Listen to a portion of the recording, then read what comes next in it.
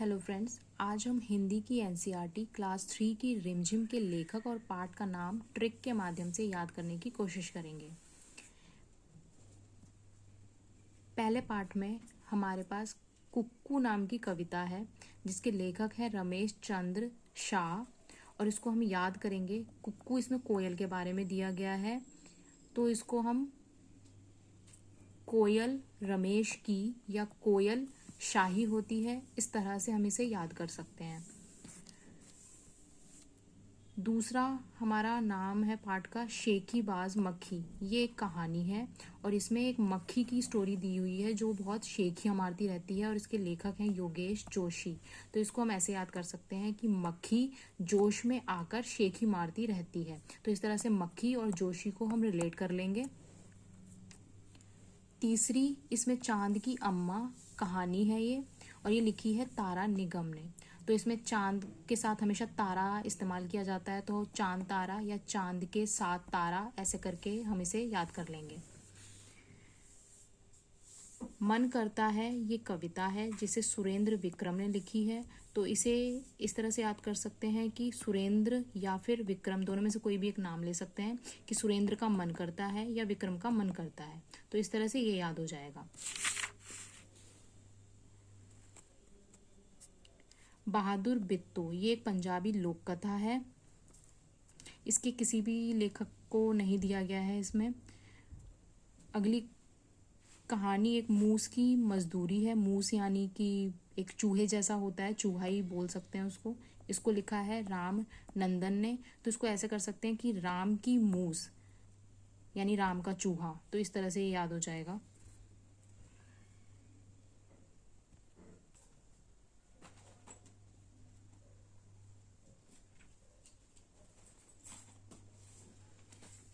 अगली हमारी कविता है हमसे सब कहते हैं।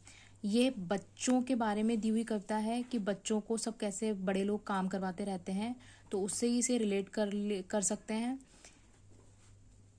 बच्चों को सब सेवक बनाते रहते हैं। तो इसके लेखक हैं निरंकार देव सेवक। तो यानी बच्चों को सब सेवक बनाते रहते हैं। तो ये इस तरह से याद हो जाएगा।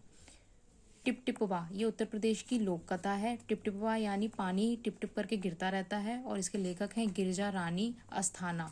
तो गिरिजा से गिरजा कर सकते हैं यानी पानी गिरता रहता है। बंदर बांट ये एक नाटक है जिसे हरिवंश राय बच्चन ने लिखा है। तो बा से बच्चन कर सकते हैं या फिर बंदर जो होते हैं वो उछल कूद करते रहते हैं, तो जो बंदर हैं, जो बच्चे हैं वो भी बंदरों की तरह उछल कूद करते रहते हैं। तो इस तरह से भी इसे रिलेट कर सकते हैं। बंदर बच्चन। अकल बढ़िया भैंस इसको लिखा है शिवेंद्र पांड्या ने। ये एक छोटी सी कहानी है जो चैप्टर में दी हुई है। पांड्या से पंडित कर लेंगे। तो इसको बोला जा सकता है कि पंडित के पास अक्ल है। तो इस तरह से अकल बढ़िया भैंस शिवेंद्र पांड्या, पांड्या से पंडित।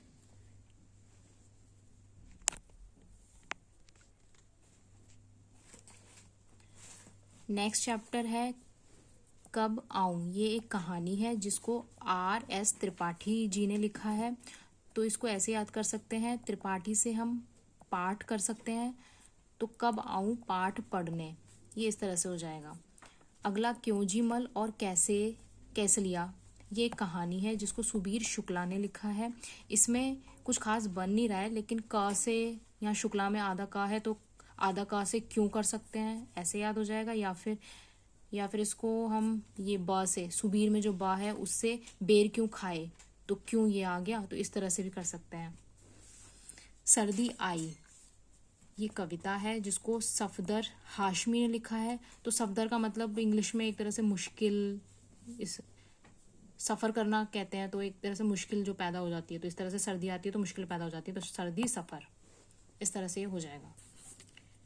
जो नेक्स्ट चैप्टर है इसके कोई लेखक नहीं दिए गए हैं बुक के अंदर। इसी तरह से कहानी में भी कोई लेखक नहीं है। चैप्टर 12 जब मुझे सांप ने काटा ये एक कहानी है जिसको शंकर ने लिखी है। तो सांप जो है वो शंकर जी के गले में रहते हैं हमेशा। तो ये इस तरह से हो जाएगा कि सांप और शंकर। अगला है मिर्च का मज़ा।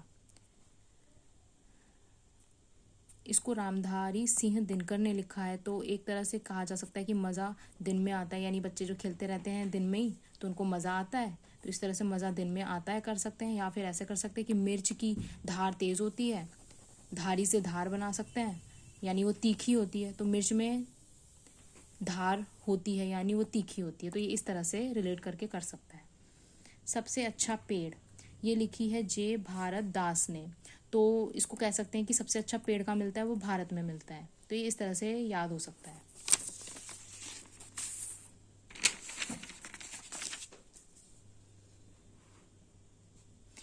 15वां चैप्टर है पत्तियों का चिड़ियाघर।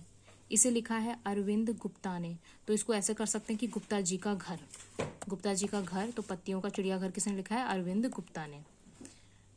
लास्ट चैप्टर है इस बुक का नाना नानी के नाम। ये एक कविता है जिसको गोपी चंद श्री नागर जी ने लिखा है। तो यहाँ पे हम श्री नागर से श्रीनगर कर लेंगे, तो यानी नाना नानी का जो घर है वो श्रीनगर में है। तो ये इस तरह से याद हो जाएगा।